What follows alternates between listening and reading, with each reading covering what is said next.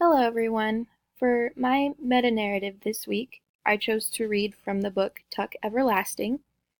And for those of you who don't know, this book is about a little girl named Winnie who has been sheltered her whole life, and she meets a young boy named Tuck, and he and his family can live forever. This book is relevant to my content area because as elementary teachers, we'll be teaching all of the different contents and including reading. And I think this book would be a great book to use when we're teaching about different genres of reading, including fantasy, as this book is. And so with that, let's get started.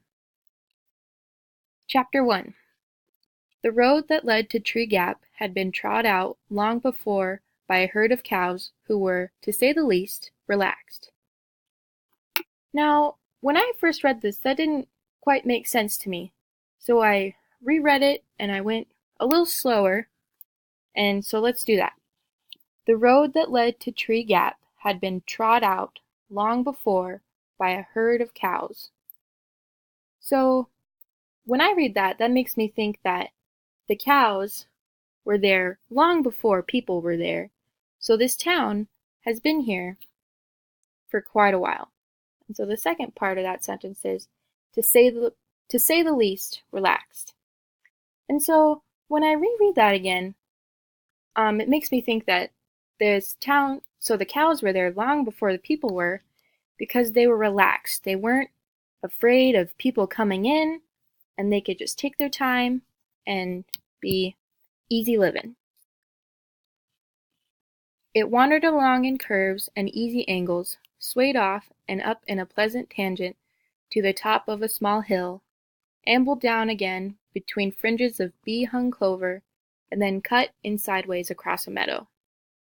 Here its edges blurred, it widened and seemed to pause, suggesting tranquil bovine picnics, slow chewing and thoughtful contemplation of the infinite.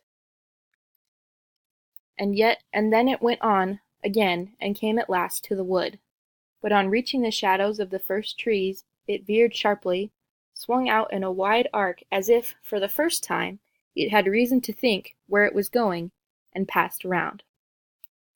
Now, as I read this, I was able to see this very clearly in my mind. I was visualizing myself walking down this road and looking at the cows and just how they're just, like it said, the bovine picnic, slow chewing and thoughtful contemplation of the infinite.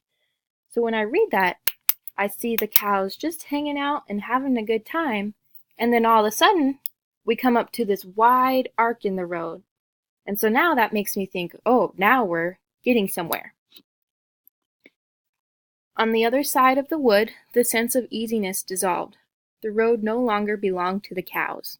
It became, instead, and rather abruptly, the property of people. And all at once the sun was uncomfortably hot, the dust oppressive, and the meager grass along its edges somewhat ragged and forlorn. On the left stood the first house, a square and solid cottage with a touch-me-not appearance, surrounded by grass cut painfully to the quick, and enclosed by a capable iron fence some 4 feet high, which clearly said, "Move on, we don't want you here."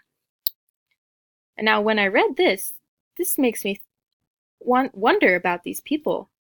It makes me think that these people may not be nice, so I'm making inferences about their character based on what we read.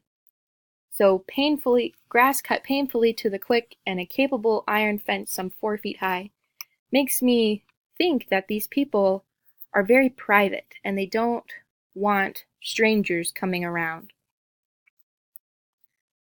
So the road went humbly by and made its way past cottages more and more frequently, but less and less forbidding, into the village. But the village doesn't matter, except for the jailhouse and the gallows. The first house only is important. The first house, the road, and the wood. And so when I read this, I'm making a prediction. I'm thinking that the the biggest chunks of this story are only going to center around the house, the jailhouse, and the gallows. So I'm thinking that whoever is in those places and whatever happens in those places is going to be very important. Alrighty. Thank you very much.